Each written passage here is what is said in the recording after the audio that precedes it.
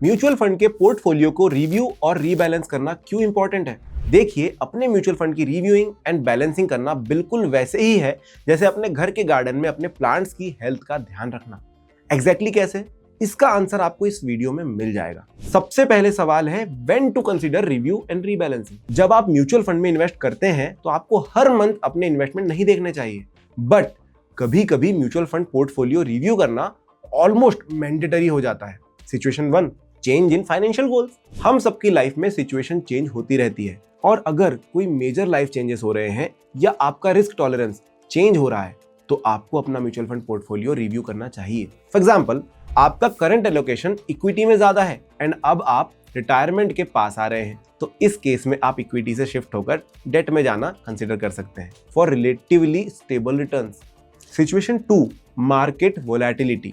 Volatile market में rebalancing आपको एक स्ट्रेटेजिक अप्रोच मेंटेन करने में मदद करती है ताकि आप कुछ स्पेसिफिक एसेट्स में ओवर एक्सपोजर अवॉइड कर सकें। Situation 3, life events. कुछ लाइफ इवेंट्स आपका फाइनेंशियल सिचुएशन पूरा का पूरा चेंज कर सकते हैं। फॉर एग्जाम्पल, अगर आपकी शादी हो रही है या आप घर खरीद रहे हैं तो आपकी फाइनेंशियल सिचुएशन इंपैक्ट होगी। ऐसे सिचुएशन में आपको अपना पोर्टफोलियो रिव्यू करके रीएडजस्ट करना चाहिए ताकि आपके इन्वेस्टमेंट्स आपके न्यू सर्कमस्टेंसेस से अलाइन हो जाए। कब करना है ये तो क्लियर हो गया आपको, बट फॉर श्योर एक और सवाल होगा आपका, व्हाई रीबैलेंस पोर्टफोलियो? तो चलिए समझते हैं why and when. Reason 1, maintaining risk exposure. हर इन्वेस्टर की रिस्क प्रोफाइल अलग होती है एंड आइडियली आपको अपने रिस्क प्रोफाइल के हिसाब से एसेट एलोकेशन डिसाइड करना चाहिए। विद टाइम एसेट एलोकेशन आपके इनिशियल नंबर से चेंज हो सकता है एंड इसलिए पोर्टफोलियो रीबैलेंस करना इंपॉर्टेंट हो जाता है। इसको नंबर्स से समझेंगे नेक्स्ट सेक्शन में। Reason 2, optimising returns. रीबैलेंसिंग आपको मार्केट अपॉर्चुनिटीज को कैपिटलाइज करने में अलाउ करता है। जब आप अपनी होल्डिंग्स एडजस्ट करते हैं, आप अपने आप को बेटर रिटर्न्स का चांस देते हैं, बिकॉज रीबैलेंसिंग में आप अंडर वैल्यूड एसेट्स को बाय करते हैं एंड ओवर वैल्यूड एसेट्स को सेल करते हैं। Reason 3, diversification. डाइवर्सिफाइड पोर्टफोलियो रखने के लिए रेगुलर रीबैलेंसिंग चाहिए होती है ताकि आप सीजनल अपॉर्चुनिटीज का बेनिफिट ले पाए। रीबैलेंसिंग इंश्योर करती है कि आपका पोर्टफोलियो हमेशा डाइवर्सिफाइड रहे और किसी एक इन्वेस्टमेंट में ज्यादा कंसंट्रेशन ना हो जाए। इवेंचुअली ऐसा करने पर आपके ओवरऑल पोर्टफोलियो का रिस्क कम हो जाता है। एंड लास्ट में आता है सबसे important question, how to rebalance your portfolio. थोड़ा सा माहौल बनाते हैं।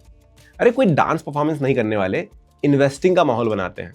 अज्यूम करिए आपने अपने गोल्स एंड रिस्क प्रोफाइल के हिसाब से large, mid and small cap funds में इन्वेस्ट करने का डिसाइड किया एंड एलोकेशन कुछ ऐसा है। लार्ज कैप में 60% एलोकेशन, मिड कैप में 25% एलोकेशन एंड स्मॉल कैप में 15% एलोकेशन। एंड इसीलिए आपने रिस्पेक्टिव फंड्स में 6,000 रुपए, 2,500 रुपए और 1,500 रुपए SIP के थ्रू इन्वेस्टमेंट स्टार्ट कर दिया है। अब आते हैं how to rebalance your portfolio. Step 1, review your current allocation. सबसे पहले आपको देखना है कि करंटली आपका एसेट एलोकेशन क्या है। इन शॉर्ट, आपको देखना है large, mid and small cap funds का एलोकेशन क्या है। अब स्टेप 2, आइडेंटिफाई डेविएशंस। नेक्स्ट आपको देखना है कौन से फंड्स आपके टारगेट एलोकेशन से डेविएट हो गए हैं। अगर आपका लाइफ सिचुएशन या गोल्स चेंज नहीं हुए हैं तो आपको नेक्स्ट स्टेप पर जाना है। अज्यूम करते हैं कि आपका एसेट एलोकेशन अब कुछ ऐसा है। लार्ज कैप में 50% एलोकेशन, मिड कैप में 30% एलोकेशन और स्मॉल कैप में 20% एलोकेशन। सारे फंड्स टारगेट से डेविएट हो गए हैं। तो देखते हैं नेक्स्ट क्या करना है। Step 3, execute trades. अब आपका गोल है अपने फंड्स को वापस टारगेट एलोकेशन में लाने का एंड इसके लिए आपको कुछ म्यूचुअल फंड्स बाय और सेल करने पड़ेंगे। अपने एग्जांपल में आपको mid and small cap funds के यूनिट सेल करके large cap mutual fund buy करने पड़ेंगे। सो वापस से रेशो 60, 25, 15 का हो जाए। अब आपको सारी इंफॉर्मेशन मिल गई है mutual fund portfolio review and rebalancing से रिलेटेड। सो इस वीडियो के बाद क्या करने वाले हो आप? बहुत लोगों को तो अपना एसेट एलोकेशन पता भी नहीं होता है। अगर आपको भी नहीं पता तो सबसे पहला टास्क आपके लिए होगा कि अपना एसेट एलोकेशन निकालना और फिगर आउट करना कि वो आपके गोल्स एंड रिस्क प्रोफाइल से अलाइन है कि नहीं। जिन लोगों को पता है अपना एसेट एलोकेशन, प्लीज हमें कमेंट में बताइए। म्यूचुअल फंड निवेश बाजार के जोखिमों के अधीन है। योजना से जुड़े सभी दस्तावेजों को ध्यान से पढ़ें। Mutual fund investments are subject to market risks. Read all scheme related documents carefully.